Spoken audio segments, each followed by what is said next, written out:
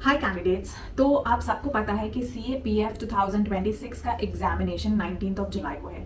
मतलब आपके पास सिर्फ 70 दिन है एंड 349 टोटल वैकेंसीज हैं और हजारों लोग लाइन में लगे हुए हैं। अब सवाल ये है कि करना क्या है। सवाल ये है कि आज क्या करना है, क्योंकि आपने बहुत सारे वीडियोस देखे होंगे, बहुत सारी प्लानिंग कर ली होगी, बहुत सारे बुक्स इकट्ठा कर लिए होंगे, बट एक्चुअली आपने अभी तक उसे एग्जीक्यूट करा है क्या? And how do you know कि जो आप एग्जीक्यूट करने जा रहे हैं उससे एक्चुअली आप सक्सेसफुल होंगे या नहीं होंगे, आप सही डायरेक्शन में जा रहे हैं कि नहीं। To solve all your problems मैं आज आपके सामने ये पूरा 70 डेज का एग्जीक्यूशन प्लान लेके आई हूँ, which is like 100% workable and आपको सक्सेस ये दिलाने वाला है।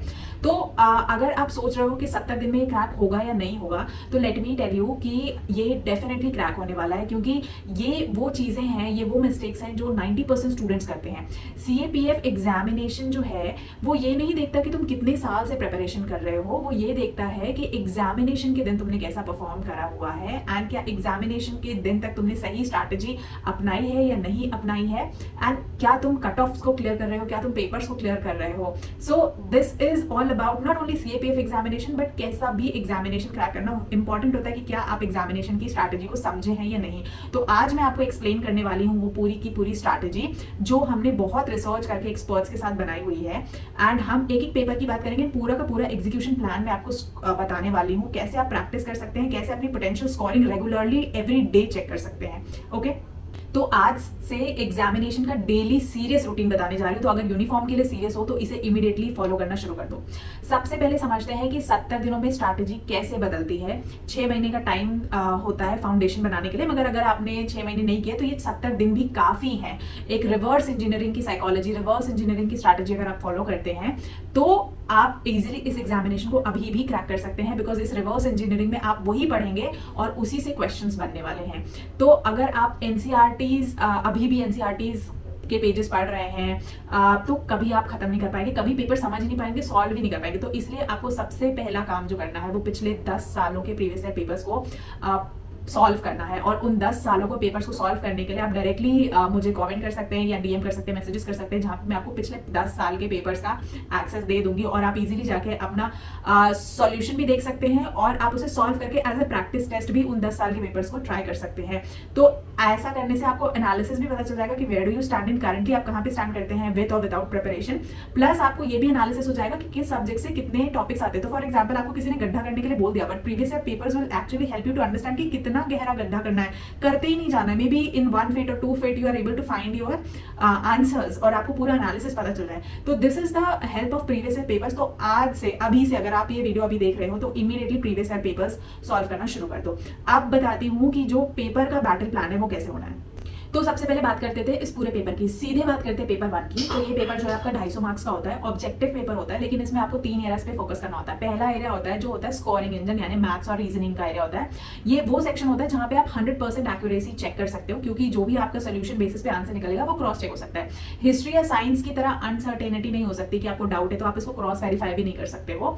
और हर रोज 2 घंटे एटलीस्ट पेपर 1 की आपको प्रैक्टिस करनी चाहिए। तो for example topic like percentage, ratio, time, work series, blood relation, इन पे अपनी कमांड बिल्कुल से स्ट्रॉन्ग बना लो और हर सेक्शन में इनके स्कोर करने की कोशिश करो, यानी 10 से 15 मार्क्स आप हर सेट ऑफ हर डिफरेंट टाइप के क्वेश्चंस को करते रहो। और जैसे जैसे जैसे जैसे आप बिल्डअप करते जाओगे, जैसे प्रैक्टिस करते जाओगे, आपका कॉन्फिडेंस लेवल इंक्रीज होता जाएगा। सेकंड जोन इस पेपर में पूरा होता है जो आपका जनरल साइंस या जनरल नॉलेज का सेक्शन आता है, जहाँ पे थोड़ी सी हैवी लिफ्टिंग करनी पड़ती है, क्योंकि यहाँ पे आपको हिस्ट्री देखनी पड़ती है, यहाँ पे आपको पॉलिटी देखनी पड़ती है, और सिर्फ यहाँ पे जो कुछ एक्सट्रीम इंपॉर्टेंट टॉपिक्स है जो काफी रेपिटेटिव रहे हैं UPSC में, जैसे फंडामेंटल राइट्स हो गए, डायरेक्टिव प्रिंसिपल्स हो गए, इमरजेंसी प्रोविजंस हो गए, कॉन्स्टिट्यूशनल राइट्स हो गए, कॉन्स्टिट्यूशनल बॉडीज हो गए, आर्टिकल राइट्स हो गए, यहाँ से 60 से 70% क्वेश्चंस हर बार फ्रेम होते हैं, तो इनको जरूर कवर करिएगा। और हिस्ट्री में अगर आप ध्यान दें तो मॉडर्न हिस्ट्री पे आप ज्यादा ध्यान दें, विच इज लाइक 1857 से 1947 तक, बिकॉज यहाँ से अगेन 80% से 90% तक क्वेश्चंस होते हैं। फ्रीडम स्ट्रगल के मूवमेंट्स, उनके लीडर्स, किसने स्टार्ट किया था, किसने कौन सा साम्राज्य बनाया था, एंशिएंट एंड मिडाइवल में बहुत टाइम स्पेंड नहीं करना है आपको, उनके लिए थोड़ा सा लाइट वेट रख सकते हैं, बट मॉडर्न पे आपको लिटरली बहुत ज्यादा टाइम स्पेंड करने की जरूरत है। And third zone is your science, economic, current affairs zone, जिसमें स्टैटिक भी आपको कवर करना है लास्ट 6 मंथ्स का। तो मिनिमम करंट अफेयर आपको रिवाइज करना है, जिसमें डिफेंस डील्स हुए हैं, स्पेस मिशन हुए हैं, गवर्नमेंट स्कीम्स हुए हैं, environmental related, science and technology related कुछ अपग्रेडेशन हुए हैं। तो ये सारी न्यूज बेसिकली आपको कवर करनी है, क्योंकि फैक्ट्स के साथ साथ आजकल हर पेपर में, हर एग्जामिनेशन में ये ट्रेंड है कि क्वेश्चंस आपके करंट अफेयर से भी पूछे जाते हैं। It's not only static but factual based questions भी पूछे जाते हैं। तो इट्स रियली इंपॉर्टेंट कि 6 मंथ्स का कवर करंट अफेयर्स तो आप सॉल्व करें। तो आज से अब हर पेपर पे कितना कैसे टाइम स्पेंड करना है वो भी मैं बताऊंगी, बट पेपर 1 का मैंने डिस्ट्रीब्यूशन बता दिया कि 250 मार्क्स का आपका होता है एग्जामिनेशन, एंड मिनिमम जो सेफ स्कोर है वो भी बता देती हूँ कि 150, मतलब सेफ स्कोर ये नहीं कि आप एग्जामिनेशन क्लियर करेंगे और बॉर्डर लाइन पे करेंगे, क्योंकि हमारा एम है, हमारा एजेंडा है कि मेरिट में भी आए। तो 150 प्लस आपको स्कोर करना है बेसिकली एग्जामिनेशन में, जिससे आपके चांसेस इंक्रीज हो जाते हैं मेरिट में आने के लिए। अब हम बात करते हैं पेपर 2 की, which is like the rank booster paper. तो यहाँ पे बहुत लोग गलती करते हैं, वो सोचते हैं कि इंग्लिश का पेपर है और मुझे तो इंग्लिश आती है, मैं तो कल देख लूंगी, परसों देख लूंगा। तो भाई इंग्लिश मत सुनो, बेसिकली इंग्लिश के बारे में ऐसा मत सोचो।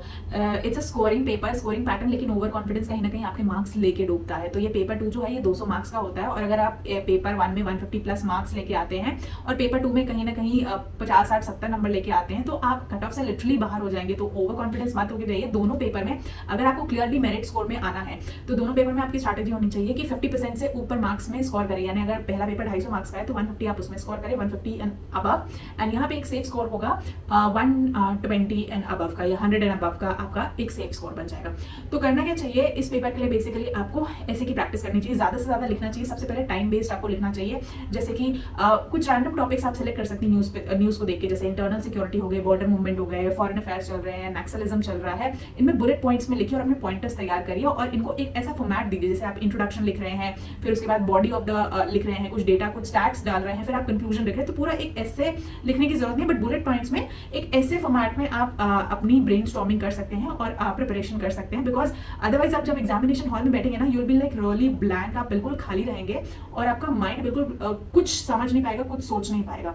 उसके बाद आपको प्रैक्टिस करनी है कॉम्प्रिहेंशन की, इम्प्रेसिव राइटिंग की, जहां पे आपको स्पीड बढ़ानी लिटरली। तो टाइम के साथ टाइमर लगा के प्रैक्टिस करिए। आज से 70 दिन तक लगातार टाइमर लगा के प्रैक्टिस करिए, बिकॉज बिना टाइमर लगाए आप प्रैक्टिस नहीं करेंगे तो एग्जामिनेशन में आई एम श्योर आप 1/3 भी कंप्लीट नहीं कर पाएंगे अपने किसी भी रूल्स को। और साथ ही कुछ बेसिक एरियाज, जैसे ग्रामर के जो बेसिक रूल्स हैं, टेंसेस, प्रोपोजिशंस, इनको रेगुलरली रिवाइज करते हैं, क्योंकि पेपर 2 में यही कुछ ऐसे फैक्टर्स हैं जो एस्पिरेंट्स को एक्चुअली आगे लेके जाते हैं। ये कुछ हाई स्कोरिंग टॉपिक्स हैं। और अब बात कर लेते हैं डेली एग्जीक्यूशन की, कि किस तरह से आपको प्रिपरेशन करनी है और कहां से करनी है, because notes, books, topics, YouTube videos, ये सब कुछ अवेलेबल है।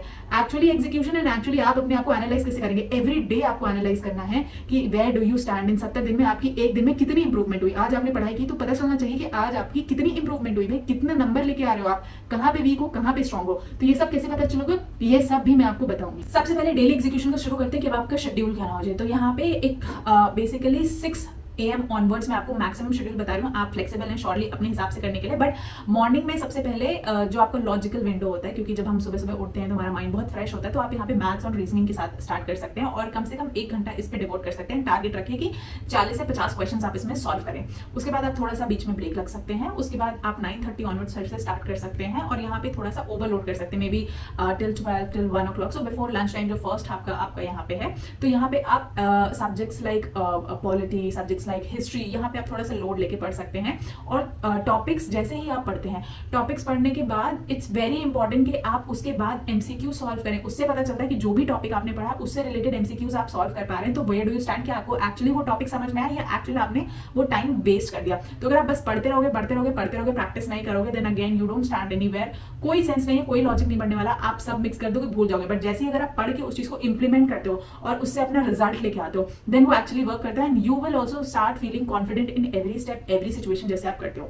उसके बाद शाम का टाइम ले लेते हैं, जहां पे आप लंच के बाद जो टाइम है वहां पे आप पेपर 2 के लिए प्रैक्टिस कर सकते हो, जहां पे आप थोड़ा सा लिखने का प्रैक्टिस कर सकते हो। लंच के बाद आप थोड़ा सा ब्रेक लग सकते हैं। उसके बाद 3 बजे से या 4 बजे से whatever time you are comfortable, फिर आप कम से कम मिनिमम 2 घंटे स्पेंड करिए लिखने के लिए, जिसमें आप कॉम्प्रिहेंशन सॉल्व करिए, जिसमें आप प्रेसी राइटिंग लिखिए और इसमें आप टाइमर लगा के लिखिए अब यहाँ पे, ताकि आपको पता चले कि आप कितने ज्यादा एक्टिव हैं, कितनी ज्यादा आपकी राइटिंग स्पीड है। और एग्जामिनेशन में आपके, क्योंकि लिखते लिखते ना हाथों में एक प्रेशर होता है, लिखते लिखते हाथों में एक दर्द होता है, उसके बाद आपके हाथ रुक जाते हैं लिटरली लिखना। जो लोग रेगुलरली लिखते होंगे उनको ये चीज पता होगी, वो लोग फील होती होगी।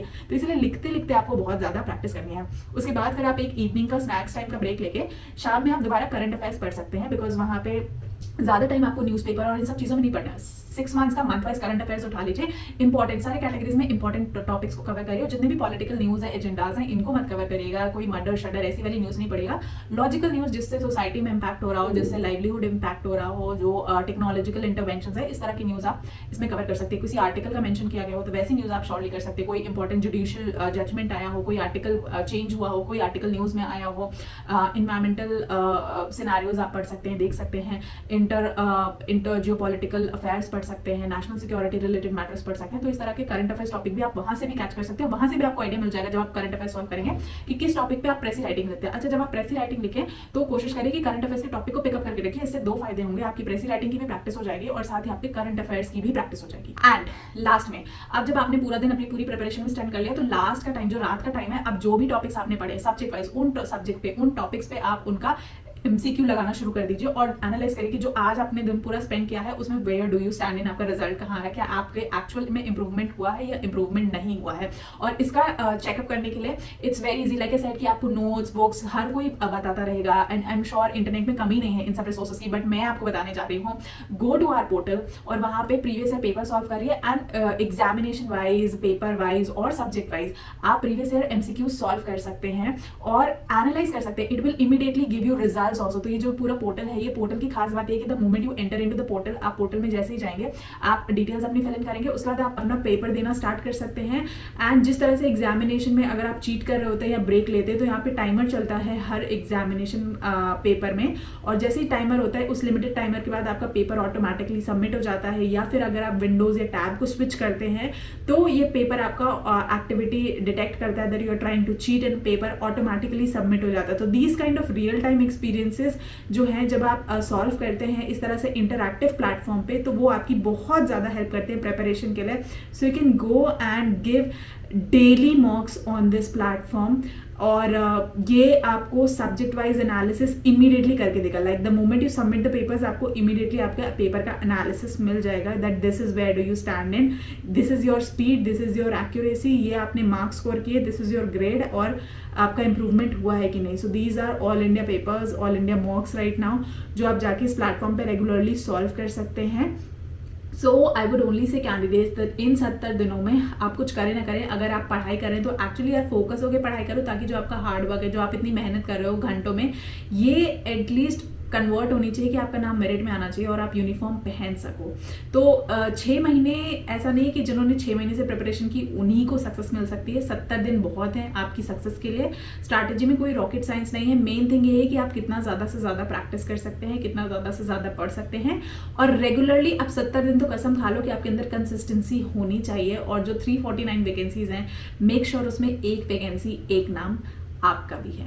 So let's start from this execution right now, and let's just stop कि बहुत पढ़ लिया, बहुत स्ट्रैटेजीज बना ली, अब टाइम है एग्जीक्यूशन का और रिजल्ट दिखाने का। So I hope this video was important for you and useful for you.